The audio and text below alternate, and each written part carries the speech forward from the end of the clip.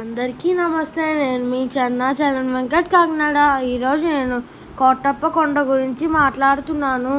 పల్నాడు జిల్లా నరసరావుపేట మండలం కొండకాపూరు గ్రామం పరిధిలో ఉన్న త్రికోటేశ్వరుని ఆలయం ఇది ఆంధ్రప్రదేశ్ రాష్ట్రంలోనే ప్రసిద్ధి చెందిన మహిమాన్విత క్షేత్రం.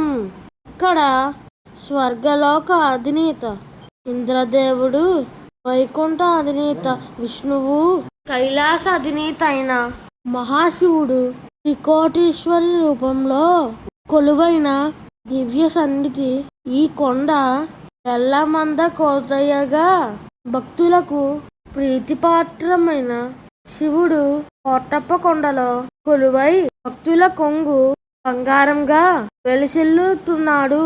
ప్రతి ఏటా కార్తీక మాసంలో కోటప్ప తిరునాళ్ళు, కార్తీక వన సమారాధనలు కూడా జరుగుతాయి. ఈ తిరునాళ్ళలో చుట్టుపక్కల ఊర్ల నుండి ప్రభలతో భక్తులు దేవాలయాన్ని దర్శిస్తారు. ఈ కొండను ఏ కోణం నుండి చూసినా త్రికూటాలు అనగా 3 శిఖరాలు కనిపిస్తాయి. కనుక త్రికూట జలం అనే పేరు వచ్చింది.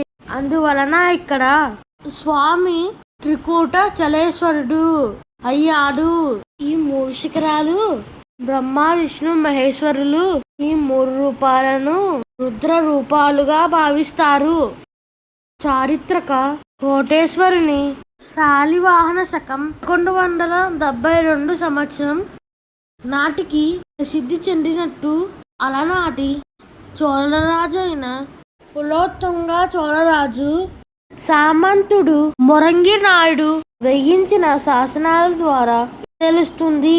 ఈ ప్రదేశాన్ని పాలించిన పలు రాజులలో ఒకరైన శ్రీకృష్ణదేవరాయలు దేవాలయ నిర్వహణ నిమిత్తం పెద్ద ఎత్తున భూములను దానమిచ్చాడు. నరసరావుపేట, చిలకలూరిపేట, అమరావతి జమీందారులు ఇతర దేవాలయ అభివృద్ధికి అనేక విధాలుగా దానాలు చేశారు. కోటప్ప కొండ ఎత్తు 1587 అడుగులు. త్రికోటేశ్వర స్వామి ఆలయము 600 అడుగుల ఎత్తులో ఉంది.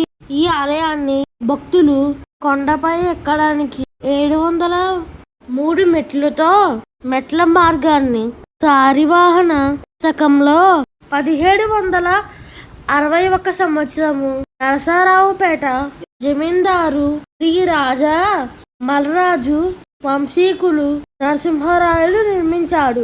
ఈ ఆలయానికి నరసరావుపేట సంస్థానాధీశులు రాజా బలరాజు వంశీకులు శాశ్వత ధర్మకర్తలుగా ఉంటూ భక్తుల కోసం ఎన్నో సదుపాయాలను చేశారు.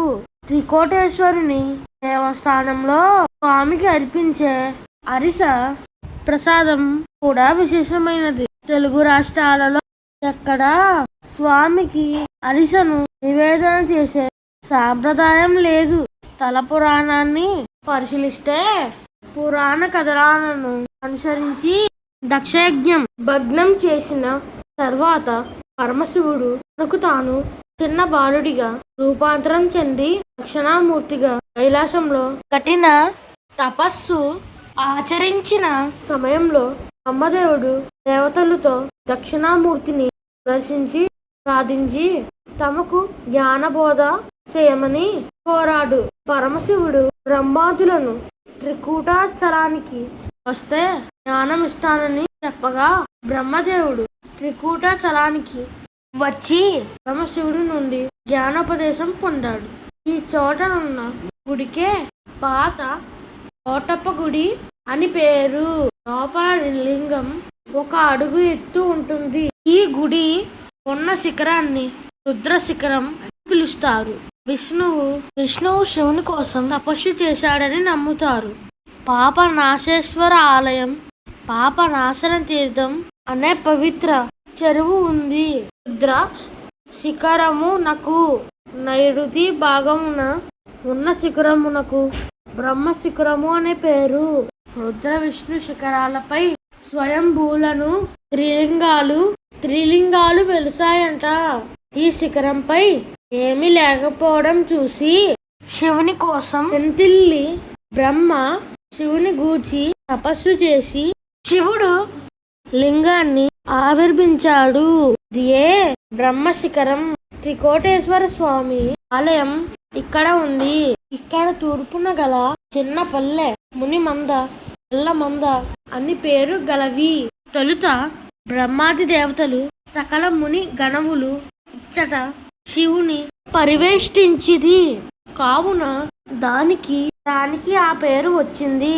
ఇంకొక కథనం ప్రకారం చంద్రుడు అనే యాదవుడు భార్య కుందినితో కలిసి త్రికూట కొండకు దక్షిణముగా కొండ కావులలో నివసించేవాడు. మొదటి బిడ్డ ఆనందవల్లి గొల్లబామ అనే అందమైన కుమార్తె పుట్టిన వెంటనే వారు ధనవంతులయ్యారు.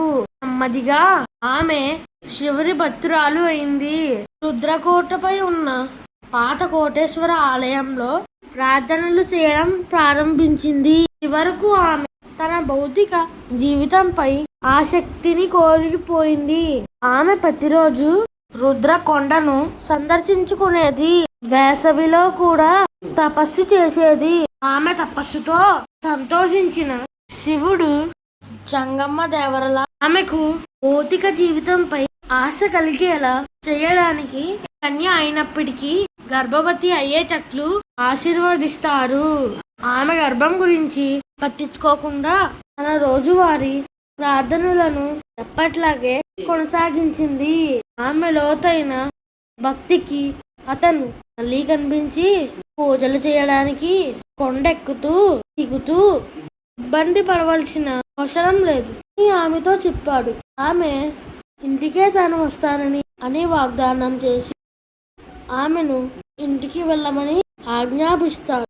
అయితే ఇంటికి వెళ్ళేటప్పుడు ఒక్కసారి కూడా వెనక్కి తిరిగి చూడవద్దు అని సలహా ఇచ్చాడు. రుద్రకొండ నుండి ఆనందవల్లి తన ఇంటి వైపుకు వెళ్లే మార్గంలో బ్రహ్మకొండకు చేరుకున్న తర్వాత ఆమెకు అనుమానం వచ్చి వెనక్కి తిరిగి చూసింది. ఆమె వెనక్కి తిరిగి చూసిన క్షణమే ఆమెకిచ్చిన వాగ్దానాన్ని వీడి రంగమదేవర కొండపై ఉన్న ఒక గుహలోకి ప్రవేశించి లింగరూపుడయ్యాడు.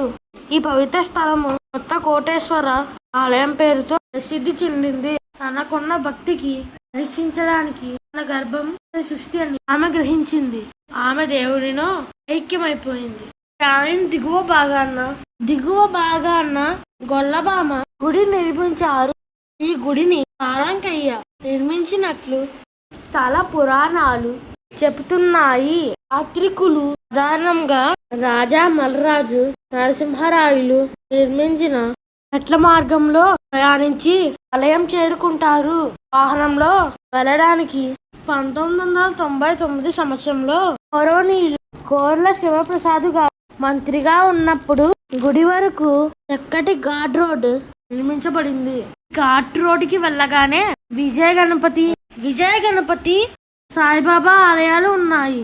రోడ్లకి ఇరువైపున అందమైన పూల తోటలు, దారిలో మ్యూజియం, జింకల పార్కు, పిల్లల కోసం పార్క్, ఒక సరస్సు మధ్య చిన్న కృష్ణ కాళీయమర్దనం చేసే విగ్రహాలు దూరం నుంచే ఆకర్షించే బ్రహ్మ, లక్ష్మీనారాయణులు, వినాయకుడు, ముగ్గురమ్మలు, లక్ష్మి, సరస్వతి, పార్వతి విగ్రహాలు ఉంటాయి. మహాశివరాత్రి సందర్భంగా ప్రభలు బండ్లపై, ఎడ్ల బండ్లపై కథ చూపుతారు. వాటిని రంగురంగుల కాగితాలతో అందంగా అలంకరిస్తారు. కొన్ని ప్రభలకు విద్యుత్ దీపాలను అమర్చుతారు. ఈ ప్రభలు ఊరేగింపులో మొక్కుబడులున్నవారు ప్రభల ముందు నడుస్తారు. ప్రభ ముందు తప్పిట వాయిద్యాలని గమకాలతో సాధిస్తూ ఉంటే వాయిద్యాలు తగ్గట్టుగా బండి కట్టిన ఎద్దులు నడుస్తూ ఉంటే అలంకరించిన మువ్వలు గజ్జెల గంటలు మోగుతాయి. గ్రామాల గుండా వెళ్తున్నప్పుడు గ్రామస్తులు ఎదురుగా వచ్చి అడవులతో నీళ్లను ఆరపోయగా పురుషులు చేట పట్టి తండకాలను చదువుతారు. ఈ ప్రభలను 100 అడుగుల ఎత్తు నిర్మిస్తారు.